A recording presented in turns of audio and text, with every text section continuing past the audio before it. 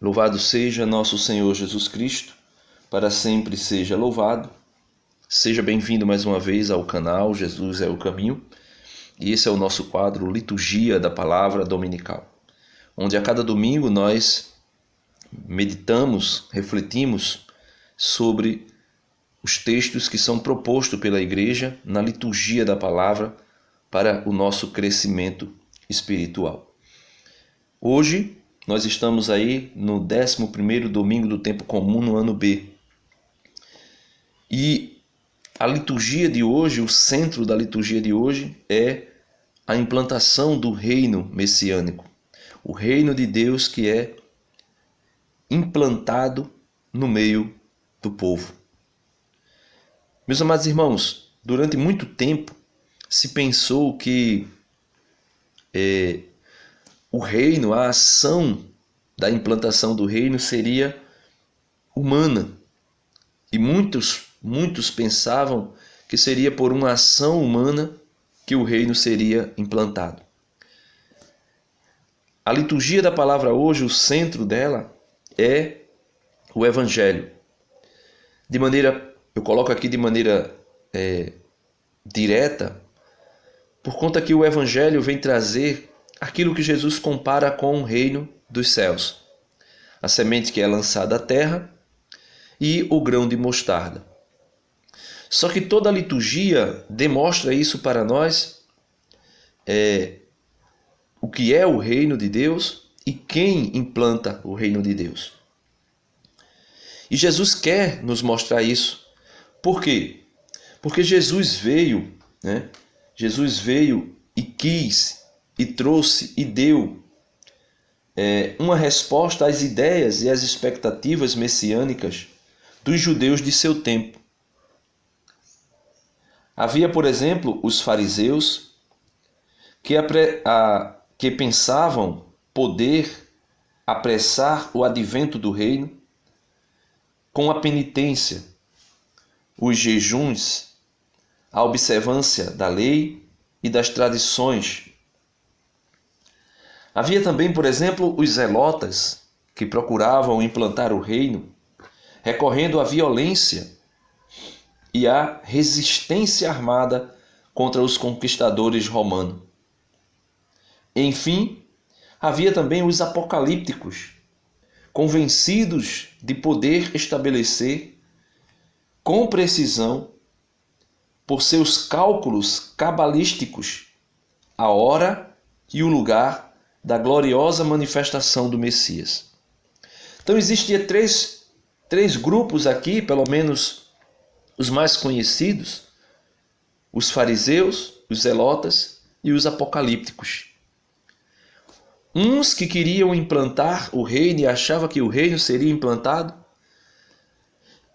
quando todas as pessoas começassem a cumprir a lei, a cumprir a tradição dos antigos, e não somente isso, mas realizar penitências e grandes jejuns. Como nos faz lembrar aquele fato que Jesus narra do publicano e do fariseu que subiram ao templo para orar. E o fariseu ali, na sua oração, demonstra de maneira direta o que para eles era a implantação do reino ou qual seria o seu papel nessa implantação. E ali aquele fariseu começa a orar dizendo: Senhor, eu te agradeço. Aí ele vai e diz, porque não sou igual aos outros homens, ao resto dos homens, porque eu jejum 2 vezes por semana, pago o meu dízimo. E aí ele vai citando as suas obras humanas. Lógico que era o cumprimento de leis divinas, mas também cumprimento de normas humanas. E com isso achava-se que aí estaria se implantando o reino. Tinha os zelotas, que até no grupo de Jesus existia, os zelotas, alguns zelotas, que pensavam que a implantação do reino seria a força, seria um reinado de Cristo político, meramente político, aonde iria se destituir o poder dos conquistadores romanos e iria se tomar o trono davínico de volta. E alguns estudiosos dizem que a traição de Judas não foi uma traição, e aqui eu abro aspas, porque não é a visão da igreja, mas alguns estudiosos chegam a dizer que a traição de Judas Iscariotes foi para que esse reino messiânico político fosse implantado, e não para, de fato, trair ou matar Jesus. Como eu disse, aqui é uma visão política e uma visão de alguns teólogos a respeito da pessoa de Judas Iscariotes. Somente para que eu possa esclarecer um pouco aqui o que é uma ação dos zelotas. Entendia-se que Judas iria trair Jesus, porque Judas viu em Jesus um rei que poderia destronar o Império Romano e estabelecer de volta o poder a Jerusalém, o poder a Israel. Judas pensava, segundo alguns estudiosos, que Jesus não precisaria de um exército, porque Jesus multiplicava pães, Jesus ressuscitava mortos. E com isso Judas pensou: vou entregá-lo para que assim, ao ser atacado, ele reaja e de fato implante o reino. Ou seja, Judas pensou: é impossível perdermos para qualquer exército que seja. Lembrando Judas de quantos e quantos homens com números imensamente menores em Jerusalém venceram batalhas para salvar o povo de Israel. Um exemplo, por exemplo, os 300 de Gideão, para ganhar contra o povo de Madiã. Mas a implantação do reino nunca foi e nunca será política e uma ação meramente humana. Jesus corrige essas várias expectativas e afirma solenemente que o reino é obra de Deus e não dos homens. De fato, ambas as parábolas põem claramente em evidência a inadequação e a absoluta insignificância dos instrumentos humanos que Deus usa para realizar o seu reino. É a mesma ótica de São Paulo quando afirma categoricamente aos Coríntios na sua primeira carta: eu plantei, Apolo regou, mas é Deus que faz crescer. 1 Coríntios 3, 6. Em outros termos, a primeira leitura de hoje se coloca nesta perspectiva da livre e plena iniciativa de Deus. Saberão todas as árvores da floresta que eu sou o Senhor. Ou seja, a primeira leitura de hoje fala exatamente disso, aonde o Senhor livremente, veja o que diz a leitura: assim diz o Senhor, eu mesmo, o Senhor está dizendo, tirarei um galho da copa do cedro, do mais alto de seus ramos, arrancarei um broto e o plantarei sobre um monte alto e elevado. Aí ele diz, vou plantá-lo. E esse broto aqui a gente pode ver como sendo o próprio Jesus. E vou plantá-lo sobre o alto monte de Israel. Ele produzirá folhagem, dará frutos e se tornará um cedro majestoso. Debaixo dele pousarão todos os pássaros. À sombra de sua ramagem, as aves farão ninhos. E todas as árvores do campo saberão que eu sou o Senhor, que abaixo a árvore alta e elevo a árvore baixa. Faço secar a árvore verde e brotar a árvore seca. Eu sou o Senhor, digo e faço. Então, nessa primeira leitura nós podemos lembrar inúmeras passagens onde Jesus mesmo mostra que é Ele que realiza isso. Por exemplo, Jesus vai a uma figueira que não dá fruto e Jesus amaldiçoa. Jesus conta a parábola da figueira estéril que não quer produzir fruto e Jesus diz, deve ser cortada. E ali os seus servos dizem, Senhor, deixe que eu cuide dela, deixe que eu cave ao redor, deixe que eu coloque adubo, deixe que eu faça com que ela por 1 ano seja cuidada e depois, se o Senhor voltar e não encontrar fruto nela, o Senhor pode cortar. E inúmeras são aí as manifestações de Jesus para mostrar que é Ele que realiza. O Evangelho de hoje, nas 2 parábolas, mostra claramente que essa ação de implantação do reino é uma ação divina, é uma ação que foi estabelecida pelo próprio Jesus. Jesus disse à multidão, o reino de Deus é como quando alguém espalha a semente na terra. Ele vai dormir e acorda, noite e dia, e a semente vai germinando e crescendo. Mas ele não sabe como isso acontece. Então nós, meus irmãos, temos a função apenas de lançar a semente. A semente é o quê? Parábola do semeador que Jesus contou. A semente é a palavra de Deus, que vai cair em terrenos diversos, à beira do caminho, em meio aos espinhos, em meio às pedras ou em terra boa. A nossa missão é fazer o que Paulo disse, eu plantei, Apolo regou, mas é Cristo que dá a vida. A nossa missão é lançar a semente e depois esperar que passe dia e noite para que essa semente dê fruto. Por isso, aqui no meu canal, o objetivo é lançar a semente. Não é condenar, não é criticar, não é condenar ninguém, mas é lançar a semente da palavra de Deus. E aqui Jesus continua, a terra por si mesma produz fruto. Então, a terra aonde cair a semente, se for terra boa, germinará. Primeiro aparecem as folhas, depois vem a espiga e por fim os grãos que enchem as espigas. Quando as espigas estão maduras, o homem mete logo a foice, porque o tempo da colheita chegou. Então Jesus conta essa parábola dizendo, a semente é lançada e o reino se estabelece por uma ação divina.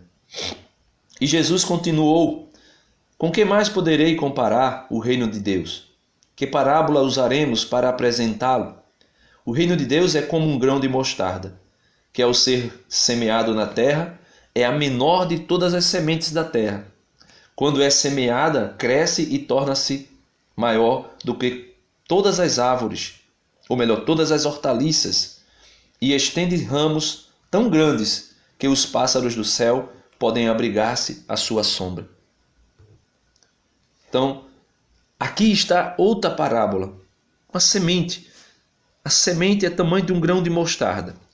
É quase invisível, mas se torna grandiosa. Por isso, meus amados irmãos, fica claro para nós, fica claro para mim, para você, que o reino de Deus não é uma ação humana, nós somos instrumentos. Por isso Jesus disse aos seus apóstolos, quando vós tiverdes feito o que foi ordenado a vós para que fizessem, dizei, somos servos inúteis e infiéis. Fizemos, cumprimos aquilo que deveríamos ter feito. E a segunda leitura de hoje vem fechar para nós essa ação divina e esclarecer ainda mais aos nossos corações que somos apenas instrumento e é Deus que realiza e implanta o seu reino messiânico, o seu reino no nosso meio. Irmãos, estamos sempre cheios de confiança e bem lembrados de que, enquanto moramos no corpo, somos peregrinos longe do Senhor. Pois caminhamos na fé, é pela fé. Enquanto estamos morando aqui nesse mundo, nós vivemos pela fé e não pela uma visão clara. Então a semente é lançada na terra, a primeira parábola de hoje, e o homem vai dormir. e ele não tem uma visão clara de como acontece, né, a germinação. Mas ele, pela fé, pela esperança, ele vai dormir, ele volta a acordar, ele espera e a semente cresce. Depois que a semente cresce, vem a espiga, depois o grão que vai preencher a espiga. Então São Paulo está dizendo, enquanto nós estamos vivendo aqui neste mundo, nós não temos uma visão clara de como o reino é implantado. Nós temos uma visão que é fundamentada na fé. Mas, né, ele diz, mas do Senhor, ou melhor, mas estamos cheios de confiança e preferimos deixar a moradia do nosso corpo para ir morar junto com o Senhor. Por isso também nos empenhamos em ser agradáveis a Ele, quer estejamos no corpo, quer já estejamos deixado esta morada. Aliás, todos nós temos de comparecer às claras perante o tribunal de Cristo, para cada um receber a devida recompensa, prêmio ou castigo do que tiver feito ao longo de sua vida corporal. Então, meus amados irmãos, aqui fica claro para nós que a ação messiânica, a ação do reino, o estabelecimento do reino é uma ação divina. E nós somos apenas instrumentos. Um planta, outro rega, outro lança a semente, mas a germinação da semente é uma ação completamente divina. Portanto, peçamos a Jesus a graça de sermos verdadeiramente usados por Ele com essa certeza, com essa convicção de que somos instrumentos e que agimos pela graça e pela misericórdia de Deus para estabelecer o reino aqui neste mundo e também o reino que nós iremos desfrutar, o reino messiânico nos céus. Peçamos ao Senhor a graça de compreender o que diz o salmo de hoje. Como é bom agradecer ao Senhor. Como é bom agradecer ao Senhor e cantar salmos de louvor ao Deus Altíssimo. Por quê? Porque Ele implantou o seu reino. Anunciar pela manhã vossa bondade e o vosso amor fiel a noite inteira. O justo crescerá como a palmeira, florirá igual ao cedro que há no Líbano. Na casa do Senhor estão plantados, nos átrios de meu Deus florescerão. Que nós possamos ter essa convicção e essa humildade de nos lançarmos diante de Deus e sermos plantados igual ao cedro que cresce, plantados igual às palmeiras. Mesmo no tempo da velhice, darão frutos, cheios de seiva e de folhas verdejantes. E dirão, é justo mesmo o Senhor Deus. Meu rochedo, não existe nele o mal. Então, é uma ação divina, não é uma ação humana, a implantação do reino do Messias em nosso meio. E de maneira não plena, mas o reino já está estabelecido e a igreja é sacramento visível, sinal visível do reino de Deus, já nesse mundo, e que se plenificará assim que Cristo, na sua parousia, retornar para nós e estabelecer de maneira definitiva, por meio do julgamento final, o seu reino, que não terá mais fim e que não é deste mundo. Amém. Dá uma curtida no vídeo, se inscreve no canal se você não é inscrito ainda, compartilha e vamos ajudar esse apostolado a crescer e alcançar mais pessoas. Deus abençoe você. Em nome do Pai, do Filho e do Espírito Santo. Amém.